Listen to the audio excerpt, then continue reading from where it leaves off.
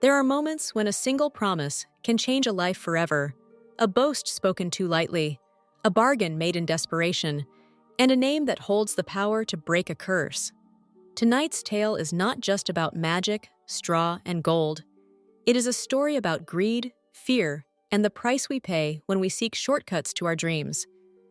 If you love timeless fairy tales filled with mystery, dark magic, and hidden wisdom, subscribe to the channel, turn on the notification bell so you never miss a story where every word matters and every name has power. Now, let us begin the tale of Rumpelstiltskin. By the side of a wood, in a country a long way off, ran a fine stream of water, and upon the stream there stood a mill. The miller's house was close by, and the miller, you must know, had a very beautiful daughter. She was, moreover, very shrewd and clever, and the miller was so proud of her that he one day told the king of the land, who used to come and hunt in the wood, that his daughter could spin gold out of straw. Now this king was very fond of money, and when he heard the miller's boast, his greediness was raised, and he sent for the girl to be brought before him. Then he led her to a chamber in his palace, where there was a great heap of straw, and gave her a spinning wheel, and said, "All this must be spun into gold before morning, as you love your life." It was in vain that the poor maiden said that it was only a silly boast of her father, for that she could do no such thing as spin straw into gold. The chamber door was locked, and she was left alone.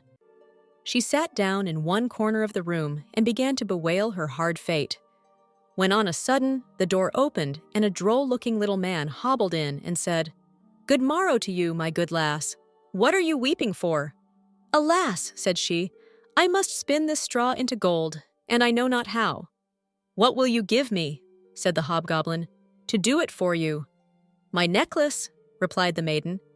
He took her at her word and sat himself down to the wheel and whistled and sang, round about, lo and behold, reel away, straw into gold." And round about the wheel went merrily. The work was quickly done, and the straw was all spun into gold. When the king came and saw this, he was greatly astonished and pleased. But his heart grew still more greedy of gain, and he shut up the poor miller's daughter again with a fresh task. Then she knew not what to do, and sat down once more to weep. But the dwarf soon opened the door and said, "What will you give me to do your task?" "The ring on my finger," said she. So her little friend took the ring and began to work at the wheel again, and whistled and sang, round about, lo and behold, reel away, straw into gold." Till long before morning, all was done again. The king was greatly delighted to see all this glittering treasure, but still he had not enough. So he took the miller's daughter to a yet larger heap and said, "All this must be spun tonight, and if it is, you shall be my queen." As soon as she was alone, that dwarf came in and said, "What will you give me to spin gold for you this third time?" "I have nothing left," said she. "Then say you will give me," said the little man, "the first little child that you may have when you are queen." "That may never be," thought the miller's daughter, and as she knew no other way to get her task done, she said she would do what he asked. Round went the wheel again to the old song, and the mannequin once more spun the heap into gold. The king came in the morning and, finding all he wanted, was forced to keep his word. So he married the miller's daughter, and she really became queen. At the birth of her first little child, she was very glad, and forgot the dwarf and what she had said. But one day he came into her room, where she was sitting playing with her baby, and put her in mind of it. Then she grieved sorely at her misfortune, and said she would give him all the wealth of the kingdom if he would let her off, but in vain. Till at last her tears softened him, and he said, "I will give you 3 days' grace, and if during that time you tell me my name, you shall keep your child." Now the queen lay awake all night, thinking of all the odd names that she had ever heard, and she sent messengers all over the land to find out new ones. The next day the little man came, and she began with Timothy, Ichabod, Benjamin, Jeremiah, and all the names she could remember. But to all and each of them he said, "Madam, that is not my name." The second day she began with all the comical names she could hear of, Bandylegs, Hunchback, Crookshanks, and so on. But the little gentleman still said to every one of them, "Madam, that is not my name." The third day, one of the messengers came back and said, "I have traveled 2 days without hearing of any other names, but yesterday, as I was climbing a high hill, among the trees of the forest, where the fox and the hare bid each other good night, I saw a little hut, and before the hut burnt a fire, and round about the fire a funny little dwarf was dancing upon one leg and singing, 'Merrily the feast I'll make. Today I'll brew, tomorrow bake. Merrily I'll dance and sing, for next day will a stranger bring.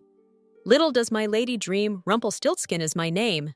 When the queen heard this, she jumped for joy, and as soon as her little friend came, she sat down upon her throne and called all her court round to enjoy the fun. And the nurse stood by her side with the baby in her arms, as if it was quite ready to be given up. Then the little man began to chuckle at the thought of having the poor child to take home with him to his hut in the woods, and he cried out, 'Now, lady, what is my name?' 'Is it John?' asked she. 'No, madam.' 'Is it Tom?' 'No, madam.' 'Is it Jemmy?' 'It is not.' 'Can your name be Rumpelstiltskin?' said the lady slyly. 'Some witch told you that. Some witch told you that,' cried the little man, and dashed his right foot in a rage so deep into the floor that he was forced to lay hold of it with both hands to pull it out. Then he made the best of his way off, while the nurse laughed and the baby crowed, and all the court jeered at him for having had so much trouble for nothing, and said, 'We wish you a very good morning and a merry feast, Mr. Rumpelstiltskin.' And so, with a single name spoken at the right moment, the spell was broken, the child was saved, and the power of deceit was finally undone. This fairy tale reminds us that greed always demands a price, that promises should never be made lightly, and that even the smallest secret can hold the greatest power. If this story stirred your imagination or revealed a deeper meaning beneath the magic, leave a like to support the channel and stay subscribed for more classic fairy tales that whisper ancient truths through timeless stories.